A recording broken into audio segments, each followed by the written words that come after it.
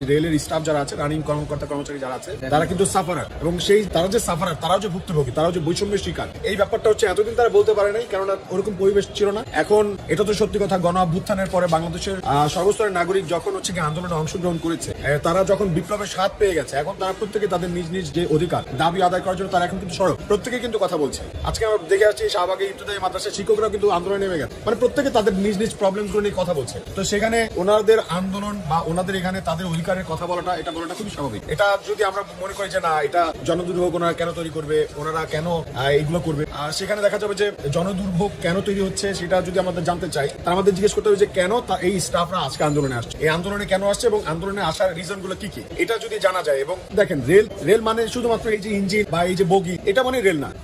Rail total rail বলতে হচ্ছে এই স্টাফ, কর্মকর্তা কর্মচারী যারা রেলটাকে চালাচ্ছে, রেল আপনাকে সেবা দিচ্ছে, যেই মানুষটা রেলটাকে টেনে এক জেলা থেকে আরেক জেলায় নিয়ে যাচ্ছে, ওই মানুষগুলো কিন্তু রেলের অন্তর্ভুক্ত। ওই মানুষগুলো যদি ভালো থাকে, তারা যদি প্রপার ট্রিটমেন্টটা পায়, তারা যদি বেতনটা ঠিক মতো পায়, তারা যদি মাইলেজ অ্যালাউন্সটা ঠিক মতো পায়, ভাতাটা ঠিক মতো পায়, তাদের পেনশন নিয়ে যদি টেনশন করতে না হয়, তাহলে হচ্ছে তারা হ্যাপি থাকলে তারা হচ্ছে রেলকে ভালো সার্ভিস দিবে। এটা খুব স্বাভাবিক বিষয়। তো রেলকে যদি ভালো রাখতে হয়, তাহলে এই মানুষগুলোর কথা আমাদের ভাবাটা জরুরি। তো এখনো খুব বেশি একটা দেরি হয়ে গেছে, ব্যাপারটা এমন না। তো আমাদের মনে হয় যে এখানে যে রেল উপদেষ্টা আছে, তিনি হয়তো বা চাইলে পারতেন ওনাদের সাথে কথা বলে এই ব্যাপারটাকে খুব ইজিলি সর্ট আউট করার মতো বিষয়। এটা যে খুব আহামরি বড় বিষয় আমার কাছে এমনটা মনে হয় না। আমি এটা দেখলাম, কথা বললাম, আমি আগেও তাদের আন্দোলনে এসেছিলাম, তো তখন মনে হয়েছে যে এটা খুব আহামরি বড় বিষয়। সো এটা গভর্নমেন্টের পর্যায় থেকে, ইন্টারিম গভর্নমেন্টের পর্যায় থেকে এটা খুব ইজিলি সর্ট আউট করা পসিবল। আর যদি মনে করেন, যদি এসি রুমে বসে কেউ যদি চিন্তা করে থাকেন যে আমি যা খুশি তাই বলে যাব, কিন্তু রেল যেভাবে, মানে আমি যা বলবো সেইভাবেই হবে, তাহলে এটা কিন্তু স্বৈরাচারী একটা মনোভাব। আমাদের কাছে মনে হয় যে স্বৈরাচারী মনোভাব বা দৃষ্টিভঙ্গির একটা প্রভাব। আর যে স্টাফরা কি চাচ্ছে না চাচ্ছে, তাদের প্রবলেমসটা কি, সেটা ঠিক মতো শুনতে না চেয়ে হচ্ছে একটা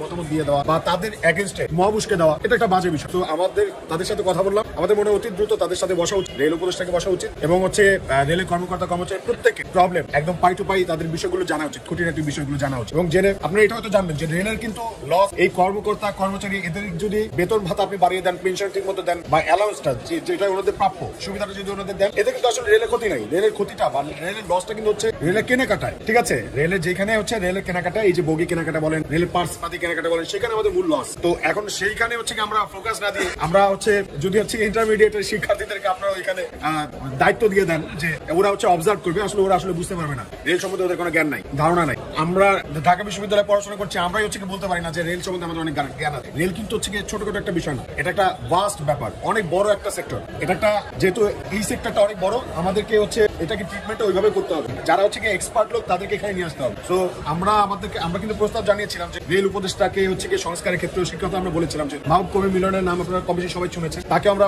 বলেছিলাম, তার নাম প্রস্তাব করেছিলাম যে আপনারা ওনাকে হচ্ছে আপনার উপদেষ্টা বানান। আমার মনে হয় যে এই একটা লোক এখানে আসুক, চলে আসুক, অটোমেটিক এই প্রবলেমগুলো অটোমেটিক সলভ হয়ে যাবে। উনি যতটুকু পারুক, অল্প একটু যদি চেষ্টা করে, আমাদের মনে হয় রেলে একটা ভালো পরিবর্তন। তো এই এত কিছু মনে হয়েছে যে কোনো না কোনো জায়গাতে আমরা প্রবলেম খুঁজে পেয়েছি। এখন ইন্টারিম গভর্নমেন্ট, জনগণের ইন্টারিম গভর্নমেন্ট এখন ডিরেক্টলি বলতে পারতেছি না রেল উপদেষ্টা আপনার আসলে ওই যোগ্যতা নাই এই মানুষগুলোকে হচ্ছে মোবিলাইজ করা, বা হচ্ছে আপনার ওই যোগ্যতা নাই এই যে ধর্মঘটটা, এটাকে ফ্যাসিলিটেট করে, ঠিক আছে, আবার আগের মতো স্বাভাবিক করে নেওয়া। এখন যেহেতু আপনারা এখানে সবাই দাঁড়িয়ে গেছেন, এখানে ওনাদের সাথে সংহতি প্রকাশ করছি, সংহতি প্রকাশ করছি, এবং অতি দ্রুত তাদের প্রবলেমটা সর্ট আউট করে যাত্রী ভোগান্তি যাতে না হয়, অতি দ্রুত রেলটা সচল হোক।